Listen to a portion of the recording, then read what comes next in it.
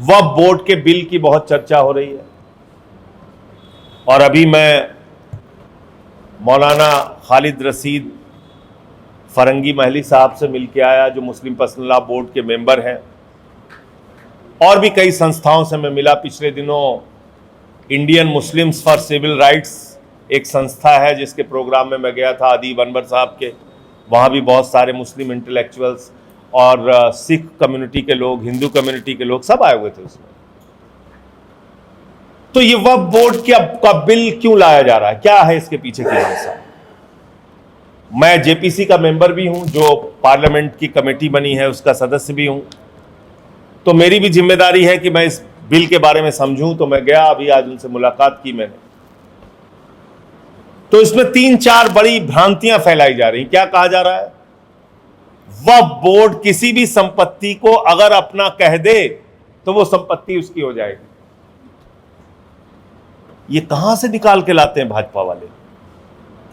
कहां से पता चला भैया आपको? ये कैसी कैसी बातें करते हैं आप लोग। दूसरी बात क्या कह रहे हैं? कह रहे हैं हम इस वक्फ बोर्ड में महिला सदस्य को शामिल करेंगे। महिला सदस्य तो पहले से ही शामिल हैं, शामिल हो सकती हैं, कोई प्रतिबंध नहीं है उसमें। तीसरी बात क्या कह रहे हैं? कह रहे हैं वक्फ बोर्ड के पास 9 लाख एकड़ जमीन है, जबकि ये गलत फिगर है। मेरे ख्याल से 5,72,000 एकड़ जमीन उनके पास है। ये 9 लाख एकड़ का जमीन का फिगर आरएसएस की विश्वविद्यालय से निकला, व्हाट्सएप वाले, या बीजेपी के विश्वविद्यालय से निकला, मुझे नहीं पता। ये व्हाट्सएप यूनिवर्सिटी की उपज है। फिर क्या कह रहे हैं कि जितनी वक्फ की संपत्ति है उससे 12,000 करोड़ तक की आमदनी हो सकती है। मैं बड़ी अजीब बात है। तो अब इस देश की मस्जिदों में नमाज पढ़ने का टिकट लगाया जाएगा तो आमदनी हो सकती है, या कब्रिस्तान में किसी को दफन करना है तो उसका पैसा लगाओ तो आमदनी हो सकती है, या दरगाहों से आमदनी करो या मदरसों से आमदनी करो। आप आमदनी कैसे कर सकते हैं? कहां से करेंगे? अच्छा चलिए, 12,000 करोड़ की आमदनी की इतनी चिंता है तो मैं एक सुझाव दे रहा हूं मोदी जी को कि आप नीरव मोदी को अकेले पकड़ के लेके आइए, 20,000 करोड़ रुपए की वसूली इससे कीजिए और 12,000 करोड़ वक्फ बोर्ड वालों को दान दे दीजिए, 8,000 करोड़ अपने सरकारी खजाने में रखिए। क्या समस्या आपको? लेकिन ये बांटो और राज करो का बिल है और अपने दोस्तों को लाभ पहुंचाने का बिल है। मैं पूरी जिम्मेदारी से इस बात को कह रहा हूं। वक्फ की संपत्ति कैसे दान दी जाती है, मैं उसका एक छोटी से 2 लाइन की बात आपको बताता हूं। किसी व्यक्ति को अपनी संपत्ति वक्फ करनी है अगर, तो पहले सर्वे कमिश्नर, जो सरकार का व्यक्ति होता है, वो उसका सर्वे करता है। फिर 1 साल तक उस पर नो ऑब्जेक्शन मांगा जाता है। फिर 1 साल के बाद सरकार का, शासन का सेक्रेटरी, जो सरकारी कर्मचारी है, वो उसको नोटिफाई करता है एज ए वक्फ प्रॉपर्टी। ये तरीका है, इतना ट्रांसपेरेंट तरीका है। तो इसमें कहां से ये बात आ गई कि किसी को भी वक्फ संपत्ति घोषित की जा सकती है? फिर क्या कह रहे हैं? कह रहे हैं ट्रिब्यूनल के, वक्फ बोर्ड के ट्रिब्यूनल के फैसले को कहीं चैलेंज नहीं किया जा सकता। यह और भी हास्यास्पद बात है।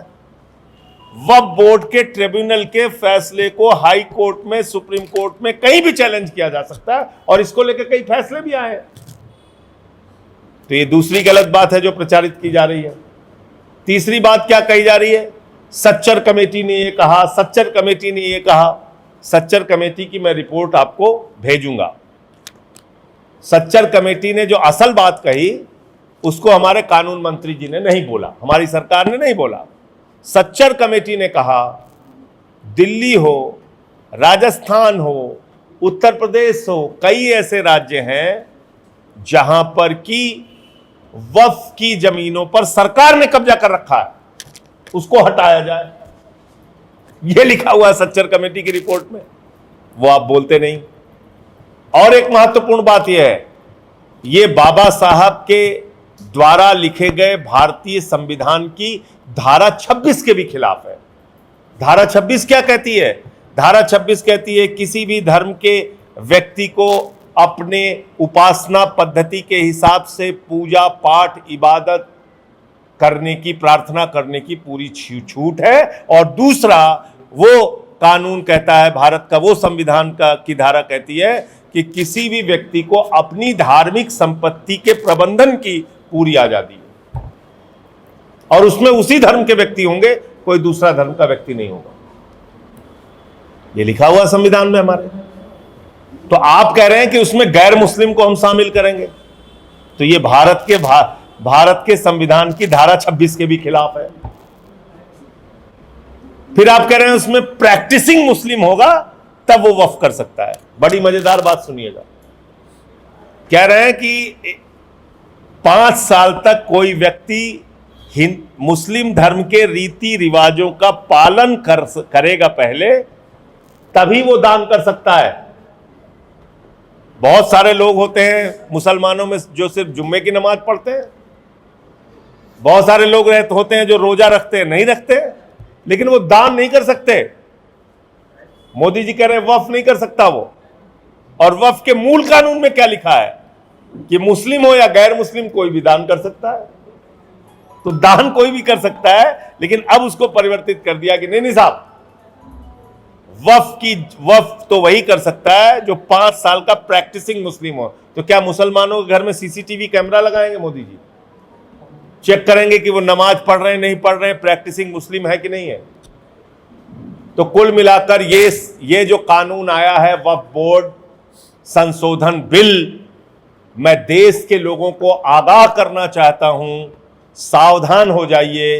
अगला नंबर गुरुद्वारों की जमीनों को कब्जा करने का है, चर्च की जमीनों को कब्जा करने का है, मंदिर की जमीनों को कब्जा करने का है, दलितों और आदिवासियों की जमीनों को कब्जा करने का है। क्योंकि किसानों की जमीनों को कब्जा करने का 3 काला कानून फेल हो गया, इसलिए वक्फ की जमीन कब्जा होने जा रही है। और अगला नंबर गुरुद्वारा, चर्च और मंदिर की जमीनों को कब्जा करने का है, उसके लिए भी कानून आएगा। मैं देश के लोगों को आगाह करना चाहता हूं, नंबर 1।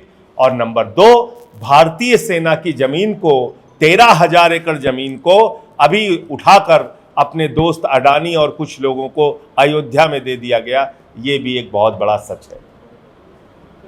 तो ये जमीनों को कब्जा करने की योजना है।